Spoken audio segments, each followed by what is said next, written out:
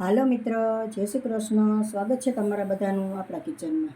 આજે આપણે બનાવશું પંજાબીને પણ ટક્કર મારે એવું કાઠિયાવાડી શાક. તો એના માટે મેં ડુંગળી લીધેલી છે, 2 ડુંગળી સુધારી છે, લસણની કટકી કરેલી છે, મરચાંની કટકી કરેલી છે અને ટમેટાની પ્યુરી બનાવી લીધેલી છે. તો હવે આપણે પેસ્ટ બનાવવા માટે મેં લસણ, આદું અને મરચાં ત્રણેય આમાં લીધેલું છે અને થોડું નિમક એડ કરેલું છે. તો હવે આપણે ખાંડી લઈશું આને. કચકચરું ખાંડી લીધેલું છે. આ રીતે ખાંડીને નાખવાથી આખો ટેસ્ટ બદલી જાય છે શાકનો, બહુ સરસ આવે છે. હવે આપણે વઘાર મારી લઈશું. એના માટે મેં 2 ચમચા તેલ લીધેલું છે. સારી રીતે ગરમ થવા દઈશું તેલને. તેલ આપણું ગરમ થઈ ગયું છે. તો હવે રાઈ એડ કરી દઈશું. રાઈને સારી રીતે તતડવા દઈશું.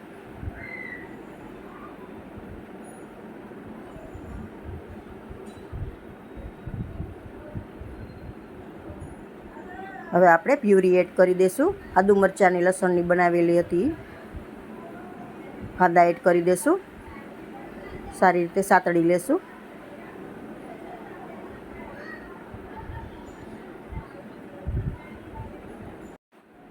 કાંદા થોડા બદામી જેવા થવા દઈશું. 1 કપ આપણે ખાટી છાશ એડ કરી દઈશું. ખાટી છાશ એડ કરવાથી શાકનો ટેસ્ટ બહુ સરસ આવે છે. હવે આપણે ગ્રેવીમાં મસાલા એડ કરી દઈશું. 1 ચમચી હળદર પાવડર, 1 ચમચી મરચું પાવડર. સારી રીતે મિક્સ કરી લઈશું. નિમક, સારી રીતે મિક્સ કરી લઈશું. ગ્રેવીને આપણે સારી રીતે ઉકળવા દઈશું. ગ્રેવી આપણી સારી રીતે ચડી ગઈ છે. તો હવે આપણે મેં ચણાનો લોટ લીધેલો છે, એડ કરી દઈશું. આપણે થોડો થોડો નાખતા જઈશું ને ચલાવતા જઈશું.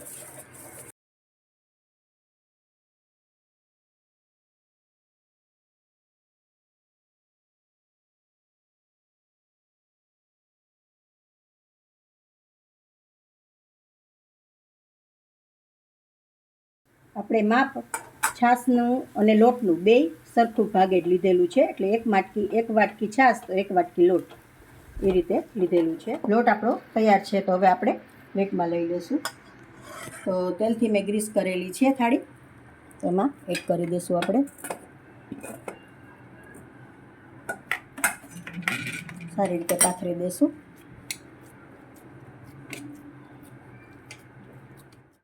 સારી રીતે ઠરી ગયું છે. તો હવે આપણે પીસ પાડી લઈશું. આ રીતે કટ મારી દઈશું બધા.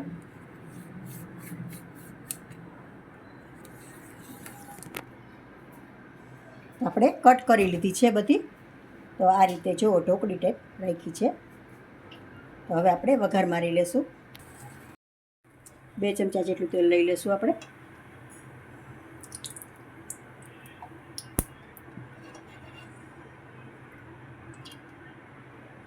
તેલને થવા દઈશું સારી રીતે.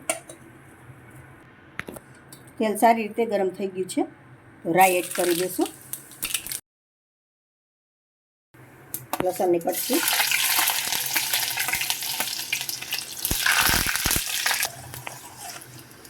એ ડુંગળી એડ કરી દઈશું.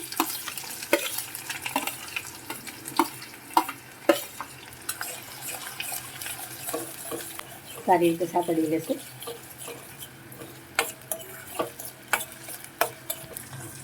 ડુંગળી આપણી બદામી કલરની થઈ ગઈ છે. તો હવે મરચાંની કટકી એડ કરી દઈશું. ટામેટાની પ્યુરી બનાવેલી છે, પણ એડ કરી દઈશું.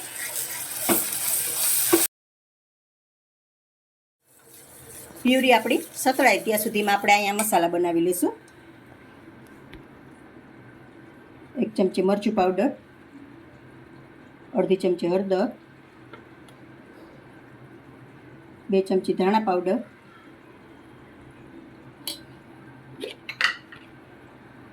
અડધી ચમચી નિમક,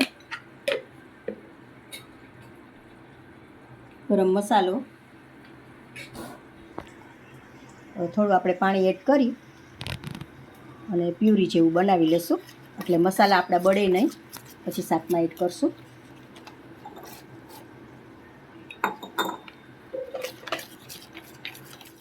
પેસ્ટ સારી રીતે બની ગઈ છે, તો હવે આપણે આમાં એડ કરી દઈશું શાકમાં.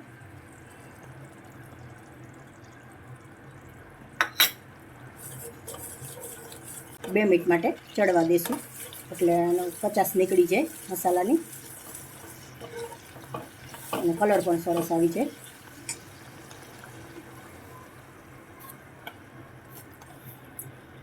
થોડું ખાટું મીઠું બેલેન્સ કરવા માટે થોડી ખાંડ એડ કરું છું.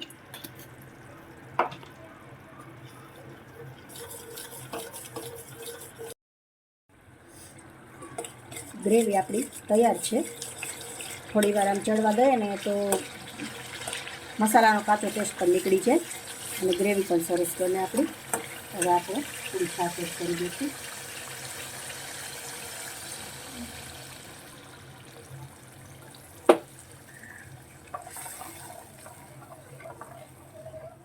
ઉકળવા દઈશું સારી રીતે. 2 મિનિટ જેવું થયું છે, સારી રીતે આપણી ઉકળી ગઈ છે ગ્રેવી. તો હવે આપણે આમાં ઢોકળી એડ કરી દઈશું.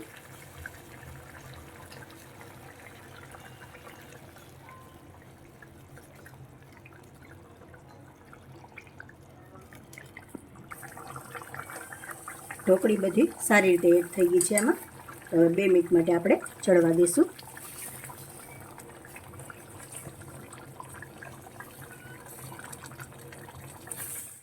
તો તૈયાર છે આપણી શાક. થોડા ધાણા એડ કરી દઈશું. હવે આપણે સર્વ કરી લઈશું. તો જો મિત્રો, તૈયાર છે આપણું પંજાબીને પણ ટક્કર મારે એવું શાક. તો જો તમને મારી રેસીપી પસંદ આવી હોય તો લાઈક કરશો, કોમેન્ટ કરશો, તમારા મિત્રોમાં શેર કરશો અને એક લાઈક જરૂરથી કરશો મિત્રો.